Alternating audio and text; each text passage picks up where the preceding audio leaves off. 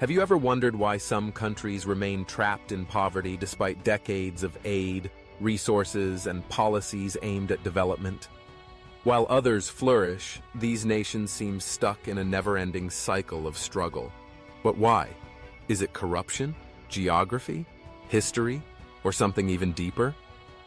Today, we unravel the hidden reasons behind why some countries stay poor, no matter what. Chapter 1. The Geography Trap. Nature's unforgiving hand.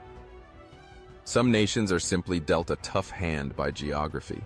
Imagine trying to develop an economy in a landlocked country with no access to ports for trade, or in regions plagued by extreme climates, deserts too dry for farming, jungles too dense for infrastructure, or mountains so rugged that roads are nearly impossible to build.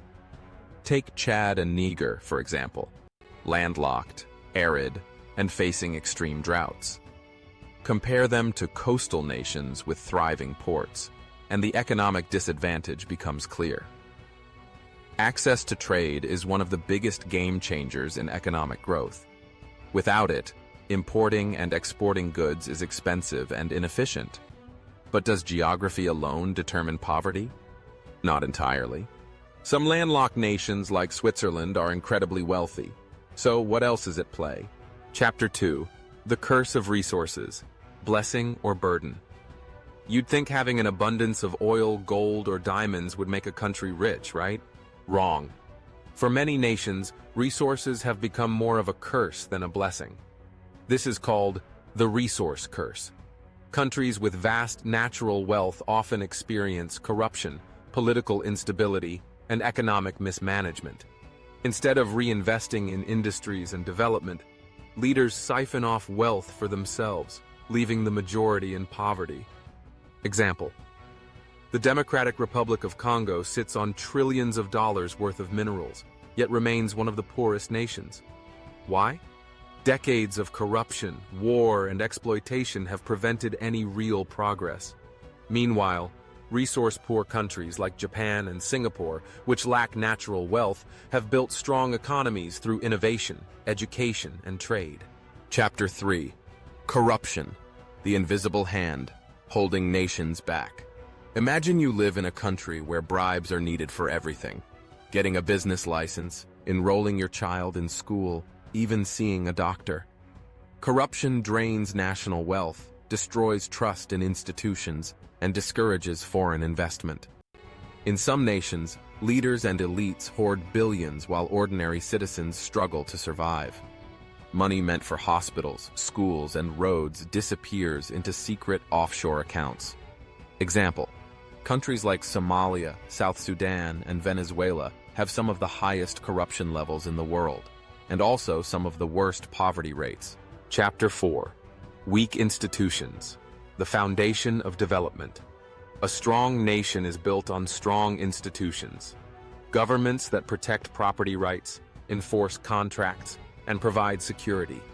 But in some poor countries, weak institutions fail to uphold laws, leading to chaos and economic stagnation. If businesses don't trust the legal system, they won't invest. If citizens don't trust the government, they won't pay taxes. The result? A stagnant economy, where only a select few benefit. Chapter 5. Colonial Legacy. The Shadows of the Past. History still haunts many nations. Colonial powers stripped resources, enslaved populations, and imposed artificial borders that led to endless conflicts. Many African and Asian nations were left with economies dependent on raw material exports, with little industrial development. Even after independence, many countries struggled to break free from exploitative systems. While some, like South Korea, reinvented themselves, others remained stuck in cycles of instability and dependency. Chapter 6. The Debt Trap. The Never-Ending Loan Cycle. Foreign aid and loans are supposed to help struggling nations, right? Not always. Some countries borrow billions, only to find themselves drowning in debt they can never repay. Institutions like the IMF and World Bank provide loans, but strict repayment terms often force countries to cut spending on healthcare, education, and infrastructure, trapping them in deeper poverty. Example: Sri Lanka recently defaulted on its debt, leading to economic collapse and widespread protests. Many African nations are now facing a similar crisis due to unsustainable loans from foreign powers. So, is there hope? Absolutely. Many once poor countries have transformed their economies through investing in education. A skilled workforce is the backbone of development. Fighting corruption, transparency, and accountability lead to trust and growth. Building strong institutions. Without law and order, economic progress is impossible. Diversifying economies. Relying on one resource or industry is dangerous. No country is destined to be poor forever. But escaping poverty takes smart leadership, wise investments, and a strong commitment to reform.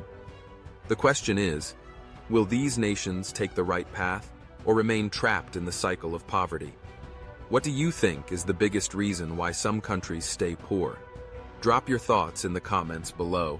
Don't forget to like, share, and subscribe for more eye-opening content.